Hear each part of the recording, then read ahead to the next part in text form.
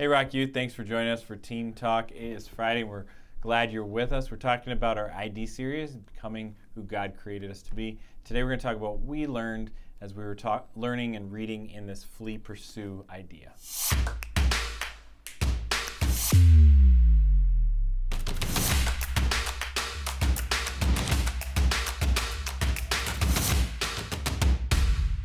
All right, so Monday we covered the principle of flee and pursue. Yeah. Kind of describe what it is and how the principle that we see that we can't just flee something, but we have to replace it with righteousness, love, peace, patience, the fruit of the Spirit. Yeah. And in replacing it, what it ends up doing is actually like filling that void.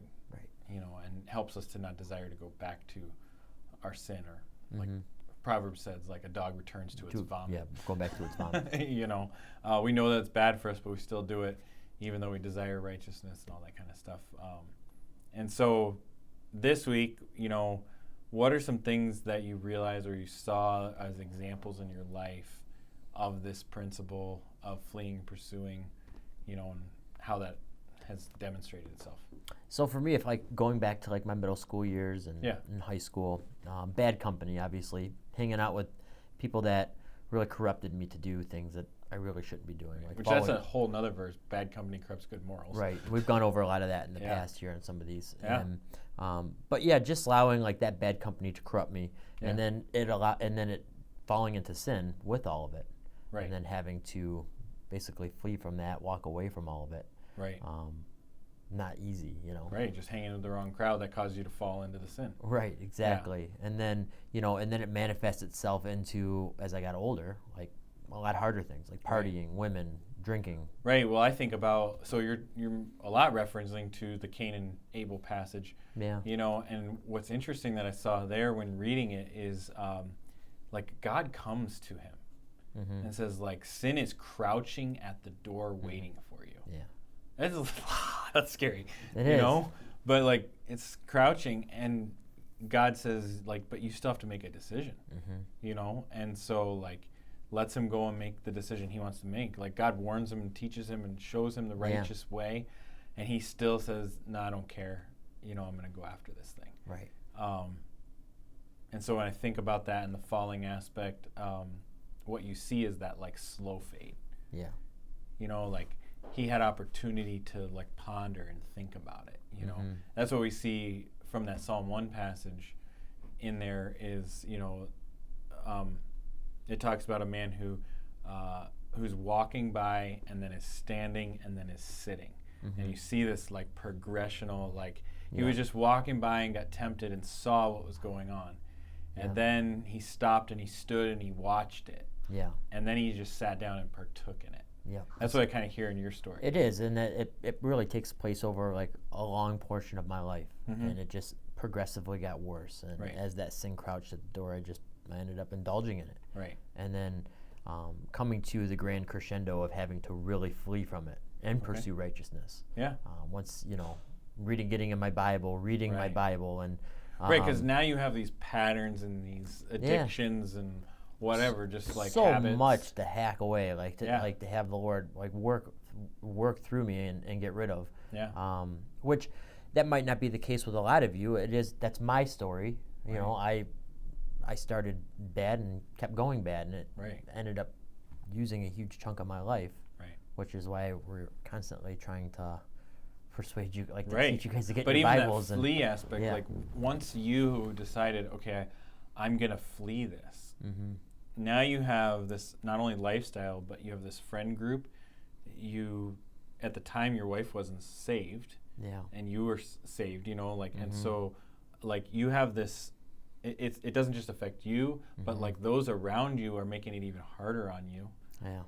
Even though you have that desire to make those changes, your friend group pulls you back in. Right. That, those aspects, and it makes the fleeing that much harder. Oh, it makes it way harder. Because you have the desire to go back. Yeah. Like a dog returning to its vomit. Yeah. And it is hard. And so often, and along the way, there are times that you do that I didn't I did allow it to conquer me. But then, by fleeing and turning away from all of that, right? That's It's not easy. It's an uphill battle. It isn't always an uphill battle. Yeah, you're fighting it. And eventually it gets easier in some respects, you know. Yeah. To overcome that sin, because then that becomes the habit. That becomes who you are. Well, and that's the thing. You overcome one thing. Yeah. You know, you flee away from that sin, that thing that's like owning you. Right. And then you pursue righteousness, and then it's the next thing. Right. And then it's the next thing. It's just this process of becoming like just flee and pursue, flee and pursue. Yeah, I mean, Hebrews 12 says, fix our eyes on Jesus, the author and perfecter of our faith. And so it's that perfecter aspect. Like he is day by day making us more perfect. Yeah. Until we're in our perfected bodies in eternity. Yeah, exactly. You know, with him. So, all right. As I think about like in my life and even kind of more recent, I mean,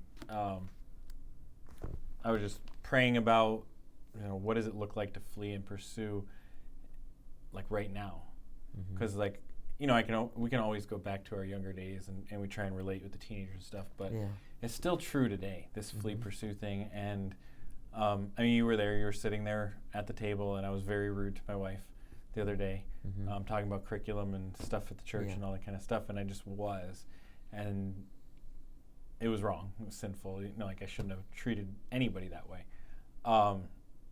And so I feel that conviction, you know, and so like fleeing and pursuing, like I can flee and say, okay, I'm never going to do it again, but pursuing righteousness looked like I had to come and confess to you guys, like, hey, please forgive me for this. I was stupid.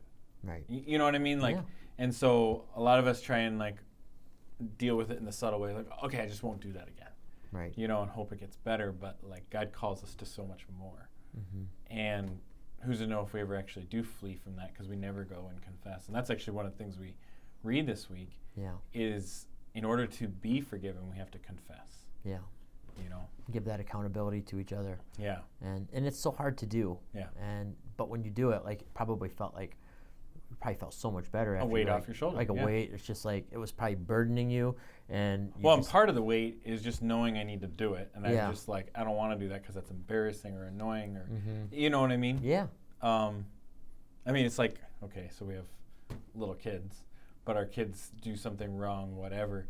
And then you're like, now you need to go say sorry. And that is like worse than any punishment in the whole wide world. It is worse than any other thing. I can remember being in a circumstance a couple years ago, and I got myself into a pickle. Yeah. And like an embarrassing pickle, where we ended up. The toasted pickle? Not the toasted pickle in Grand Haven, which is a great sandwich, by the way. Free advertisement for them right now. He's probably loving that. Yeah. But I got myself into a lie, and like a really dumb lie. Yeah. And it just manifested itself like over the course of like maybe an hour or so. And it wasn't, I'm driving around with my crew at the time, and it just ate me alive. Yeah. I'm like, oh my gosh, this is not like, and one day I'll tell you about this, like the long drawn out story of what the lie was, and you'll be like, yeah, that was really stupid. Right. But it was something that had to do with like not wanting to offend that client and like, and thinking about the business and whatnot. Well, I ended up turning the truck around, going back, the crew watching, and apologize to this homeowner. That's far more embarrassing than the other thing to begin with. Yeah, it's like terrifying. He's like, thanks for doing that. It says a lot about your integrity. I'm like, I feel so much better, you know? Yeah. But it's not easy to do it. No. But it's just important to like flee and pursue and to confess like that. So. Well, with this, what's something that you learned this week as you were experiencing it / thinking back on your life and all that kind of stuff? So it's kind of cool, actually. It's deep. In Exodus 12, I think it's Exodus 12. Yeah, Exodus 12. When they're about, like, we just went through Passover. They just had the Passover, and God came through and killed off the firstborn, and they were supposed to gather everything and then leave. This is the actual Exodus out of Israel, or out of Egypt, and started their journey into the Promised Land. And you know, it says the bread, like they had the bread. The manna. Yeah, the manna. Like before they left, they said to leave before it rose in leaven. Yeah. The bread became leaven. And leaven in the Bible represents sin. Yep. So it's kind of leaven is yeast. Yeah. You know. So it's kind of like, I mean, that story is so deep as it is. Yeah. Just, I mean, there's so many layers thick, but just to see this layer that, you know, like that represents the sin. He's telling you to flee before the sin comes in and pursue righteousness. Like, and it's just like, it's kind of deep, but I just learned that this week, and I never really saw that before. And the parallel that it has with this, like, that's why we say, like, this is a principle that has always existed and continues. Like, it's not something that once you believe, you stop fleeing and pursuing. It's a daily thing that happens. You know, and no matter how mature in your faith you become, this principle of flee your lusts and pursue righteousness, faith, love, peace, is just something that we're supposed to do as believers. And it's constantly going to more and more refine us. And to some of you, you know, like, it might seem silly to, like, micro-tune yourself, you know, like, well, you're a good person, you're fine, whatever. That's what Christ calls us to be. Well, think about something that you're good at, something that is a passion of yours, like whether it be sports or whether it be anything. You play the guitar, you play the piano. Like, everyone has their thing that they love and they want to fine tune. Like, they will go through extra measures to, like, just to put that gauge on it and dial it in. And that's what God's trying to do with us. He's trying to, like, dial us in. If you want to go to, like, the sports world, that's one of the things at the time when Tiger Woods was on the top of his game, is he literally had the mindset that he was going to make every shot perfect, you know, and he didn't, you know, but he had the mindset that he was, and when he didn't, it was a teaching moment. Every single time was a teaching moment of next time I need to do it better. And that's exactly what that's exactly what God's trying to say to us. Like, by us putting our identity in this and like fleeing and pursuing, that's exactly what we're saying. If you are identifying yourself as a Christ follower, well then, if that's the case, then you want to fine tune it. You want to, like, you want to use everything you can to, like, dial it in. But by my own experience in my own life, that's not how we live our life. It's not. We don't live it as if every moment I'm going to shoot for righteousness and perfection. In a Christ-like perfection, not to like, not that we can attain perfection, but we're just going to try, and then treat every failure as a learning opportunity of how to not do it. Well, and that's the whole point of all of this. Like, to think about the 1 Timothy 2:22, flee and pursue. Make a habit to like keep that verse on the forefront. So you're constantly asking yourself, am I dialing in? Am I learning from this? Am I fleeing and then pursuing this righteousness? For sure. What about something that was your favorite passage this week? Okay, another one coming from Genesis 39, Joseph. If Joseph, he gets thrown into a well. Now he's over here in Pharaoh's house, or not Pharaoh, Pharaoh's. Potiphar's house, high up Egyptian guy. And what's crazy is his wife is throwing himself at Joseph. And I mean, a lot of people suffer from sexual immorality, and it can come in many different forms in a lot of different ways. Could be porn, could be anything. But in this instance, she's throwing herself at him. And he flees it. And fixes his eyes on God. And he's thrown into jail for it. And still pursues and keeps his eyes on God. And then, you know, we end up seeing the end of the story that he's used in such like a crazy big way. But it's just, it's very like encouraging that God gave us this story of Joseph. Like that it's not impossible. Like it's possible to be able to do these things, to flee anything. Well, and another thing to just wrap into your mind in context. Okay, so you're talking about one chapter in the Bible from Genesis 39? 39, yeah. Okay, so you're talking about one chapter in the Bible that you can sit down and read in 5 minutes, and you go like, okay, this all happened like this. But in reality, this is years of time. Like he's sitting, I think it was like almost 3 years, he's sitting in prison with no hope. Like, I mean, like no hope of getting out. No possibility. Like, it's not an overnight thing. It's not quick. And so you have to think about that in the context as you're reading that kind of thing, of the flee and pursue. Like, you're fleeing sin and you're pursuing God, no matter your circumstance. And we actually talked about that in the last couple of weeks, just looking at the gauging and where you're at, and the fact that a Christ follower doesn't change their Christ following based on their circumstances. You know? And we see that from a story like this, from Joseph. I'm sorry, that's who we're talking about. Stephen, being stoned to death. It doesn't really matter. Peter being hung upside down on a cross. It doesn't matter. They serve God regardless. That's right. And so for me, the favorite thing was actually coming up. I think it's tomorrow's reading for them. It's from Psalm 103. Okay. And it says that God, but he removes our sin as far as the east is from the west. Which is like gone. Yeah, so like if you started going east, when do you meet west? Yeah, it's eternity. You never do. Like we have a North Pole, South Pole, and you can reach that point. But east and west is something in our minds, like east goes on forever. Like if you start going east, you never meet west. You can just keep going east all the way around the earth. And the same with west. And that is the perspective that the writer of Psalm 103 gives us, is our sin is removed from us as far as the east is from the west. That's so awesome. And so when we talk on Monday and talk about the forgiveness aspect and how we need to forgive ourselves. Yeah. Like, are we sinners? Yes. Do we screw up? Yes. But God has forgiven us, and that literally means that he has washed us. Another verse is he washed us white as snow. Yeah. Like if you were, the dirtiest, filthiest thing you could ever imagine, like you were a ball of mud. You know what I mean? Yeah. He literally picked you up and washed you white as snow and made you into perfection.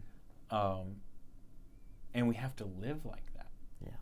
And so when you turn over to Hebrews, it talks about coming with confidence before the throne of God because he has washed us white as snow. Yeah. And so like, it's not that I take for granted that I'm a sinner or anything like that, but I got to stop like beating myself down.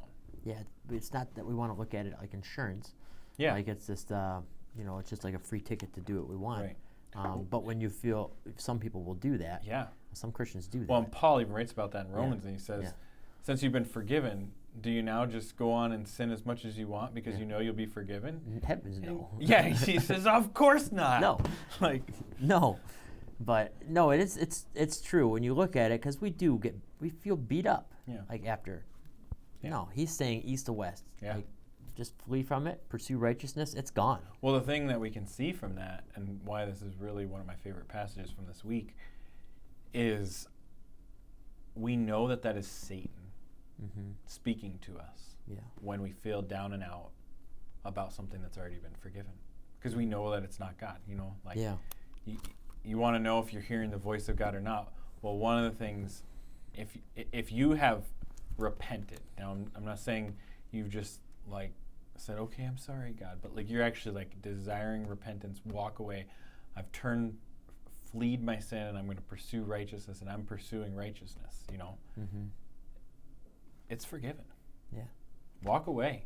Stop holding yourself back. Stop saying I'm not good enough, because you aren't good enough, but God empowers you and gives you the strength to be who you were supposed to be, which is what we're studying, becoming who God created you to be. Yeah, we screwed it up and we made a mess like Adam and Eve and everyone else. It's like getting in a hamster wheel. Okay. You're just sitting there spinning around. Yeah. You're just spinning there in place. Yeah, you're doing all this work and nothing's happening. Yeah, east to west, knock yourself off the wheel and go, Yeah, it's been forgiven. Just walk away and stop holding yourself back from what God has already paid for. Yeah. And it's really stop letting Satan hold you back, because he's the one putting those thoughts there. Like, oh, remember when you did this sin? Like, hold yourself accountable for that. Right. It's like, no, that's not what God does. So that's my favorite. What about your toughest? So I think the toughest was in the Romans, Colossians, Romans 15, 7 through 9, accepting others as Christ has accepted you. Yeah. For me, that's tough because I think I talked about this last week on last week's video too. Sometimes people can suck. Okay.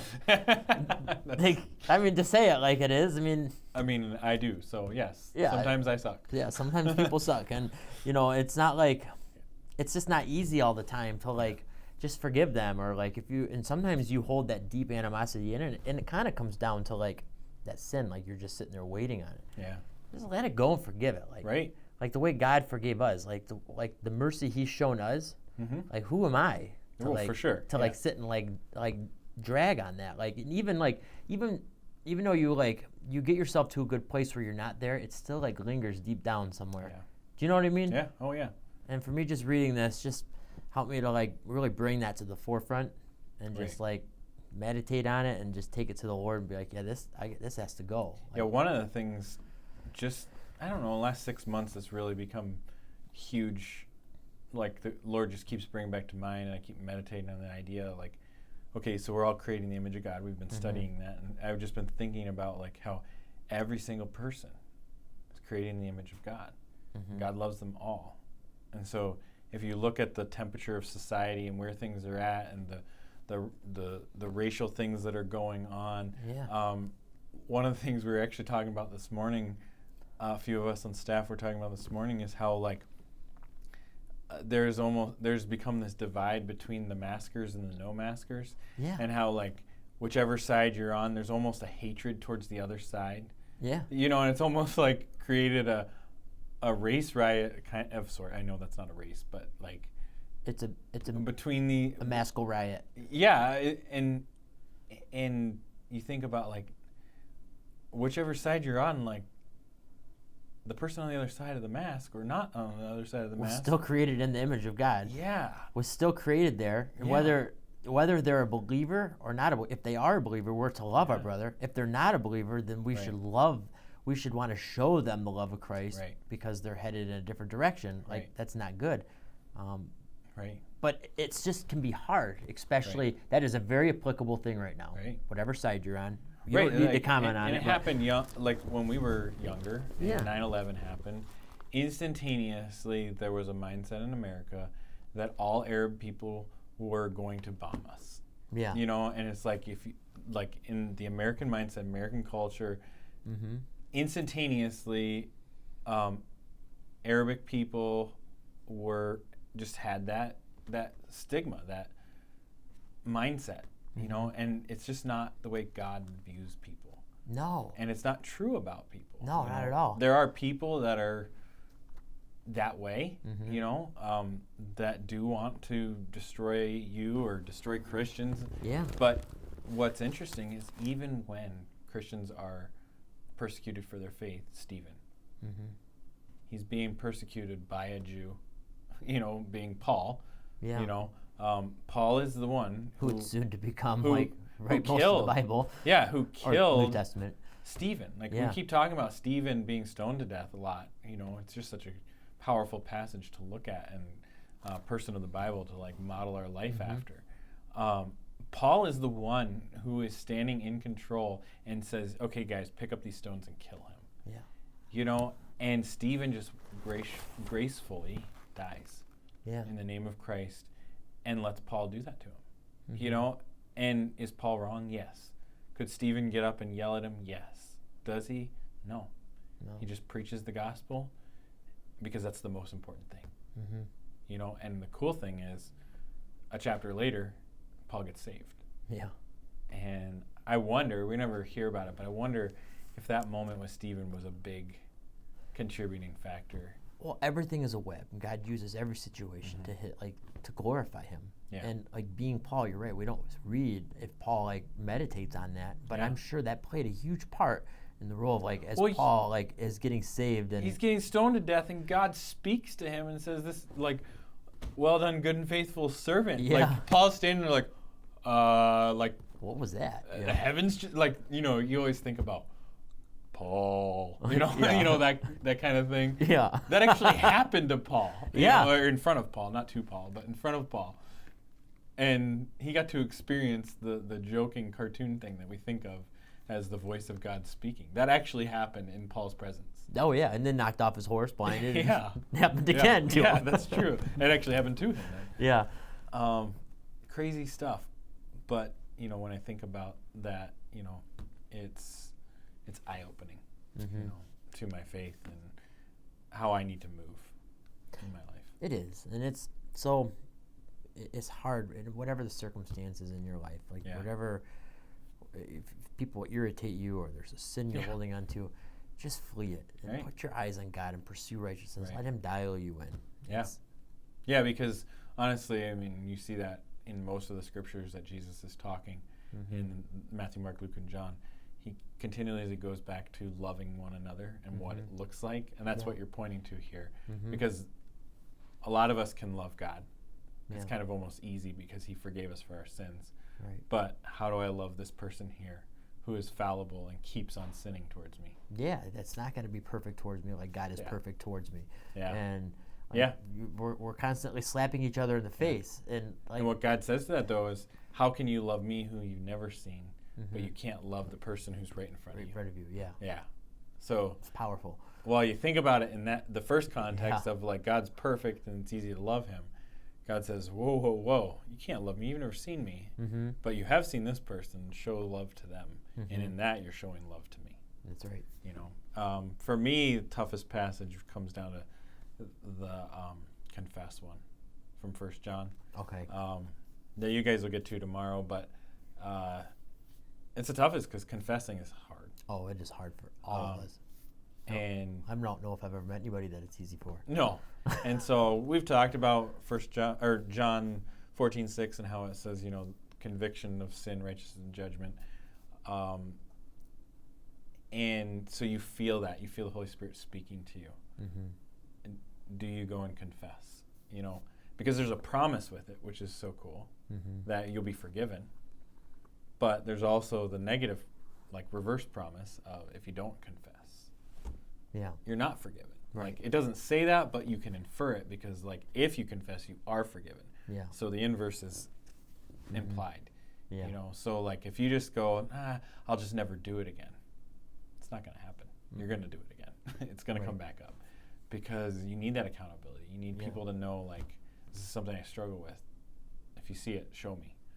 You know? Yeah. And just telling people is tough. It's tough, but it feels so much better after it's over. It does. Well, the toughness is all the anxiety and like pressure we put on ourselves. Yeah, you're like, you start getting a stomach ache from it. But think back of all the times you've ever had to confess. Let's try and be rational for a second. Okay. In that moment, we're not rational. No. But think back to every time you confessed. Was it actually bad? Like, take away the emotions going into I'm here confessing. But like the person hears what you're saying. All the experiences I could think of when I was thinking about this were positive. The person's like, it's okay. You know, like, thanks for apologizing. You know, I wish you didn't do it, but thanks for cleaning up your mess. But I've never been berated or, like, punished or, do you know what I mean? Yes, they don't, like, most people don't beat you into the ground after you confess. No, we beat ourselves into the ground. We beat ourselves into the ground before it happens. Like, like that guy that I had to confess to, he's like, oh, man. No big deal. No big deal. Yeah. You didn't have to turn around and tell me that. So if you've ever confessed about something, like think back to those moments and really process, like, how did the other person respond? Because honestly, that's probably how it's going to happen. Because, you know, it's the age-old thing. If my kid had just told me what was going on and I didn't catch them, they wouldn't have gotten in as much trouble. Yeah. You know, but I caught them, so now they're in trouble. And that's kind of that perspective that happens. It's like, well, you're willing to come and confess. You're showing a sincere heart to change. Yeah, you have already been convicted on it, and you've already you've worked that through and to the point where you need to come and tell me that this is like something that to get this off your shoulders. Yeah. Like a lot of the time with my kids, you've already punished yourself. I don't need to put you in timeout. You put yourself in timeout. Right. So. This is definitely a principle, flee and pursue, that one never goes away. It's something that happens all of your life, but it's also just something that's just so central to what a believer is. And so I hope that you'll take this week, if you haven't already, and get into the discussion questions, because there's some very intriguing questions there to really help you process the things that you yourself are holding over your own, you know, that you haven't freed yourself from. And so I hope that you'll get in and ask yourself those questions just so you can see what you really need to forgive yourself for, so that you can, again, it's kind of a gauge again, but so you can really see where you need to begin to pursue righteousness in your own life and how to live that out. So I hope you join us on Monday as we are going to dive in for the next 2 weeks on spiritual disciplines and looking at different ways in which we can pursue righteousness. And so we've got 5 or 6 this next week that we're going to look at, and the following week another 5 or 6 different ways in which we can develop ourselves spiritually. So we'll see you then.